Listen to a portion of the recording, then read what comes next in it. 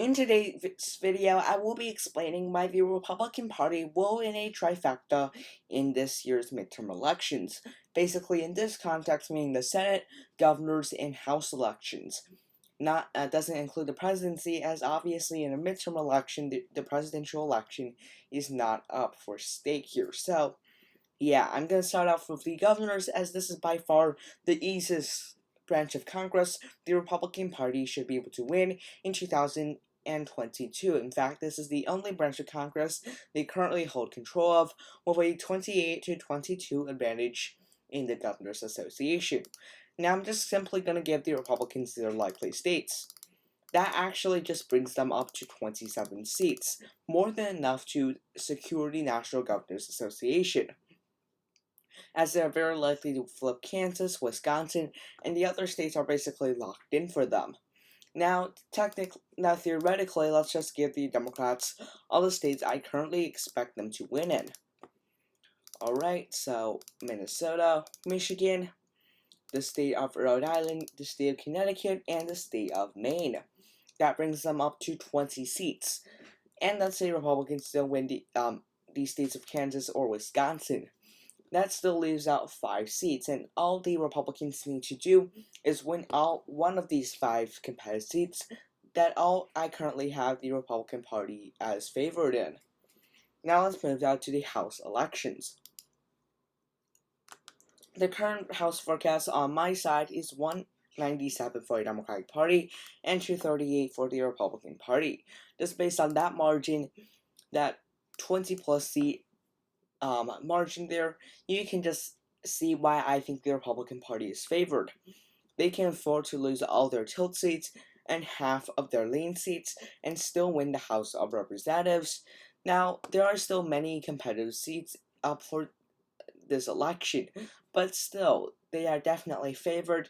Regardless if you look at the polls, if you look at FiveThirtyEight, which has a liberal bias, or you look at practically anyone's model, Republicans are definitely favored to win the House.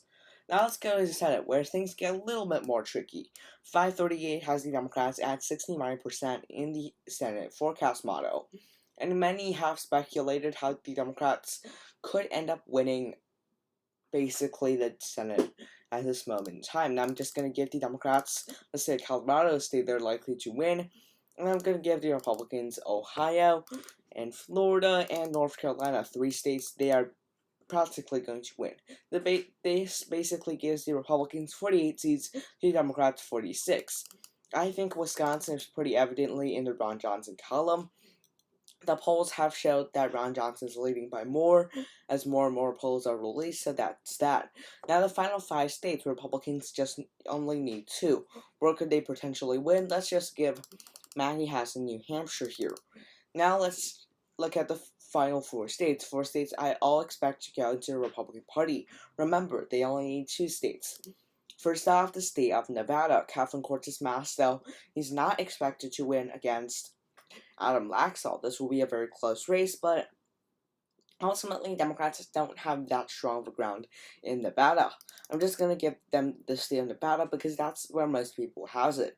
Arizona, theoretically, Mark Kelly is favored, but the polls have tightened. Let's just, in this theoretical case, give him the state of Arizona. Now let's look at Pennsylvania. John Fetterman, I still think that his ratios will not help him in Pennsylvania, but let's say he wins very narrowly. Now it comes down to Georgia. Georgia, if Raphael Warnock and Herschel Walker doesn't receive 50% of the vote, this race will go to a runoff. And in runoffs, typically Democrats don't do too well. There's lower voter turnout, which most likely means lower black voter and minority voter turnout, which will hurt the Democratic Party. And even if Raphael Warnock wins in the first round, I still think that the Democrats will lose the state of Georgia. Now that gives the Republicans 51 seats, the Democrats 49. Anyhow, that is why I think the Republican Party will win the trifecta. Thank you for watching. Have a nice day, and bye!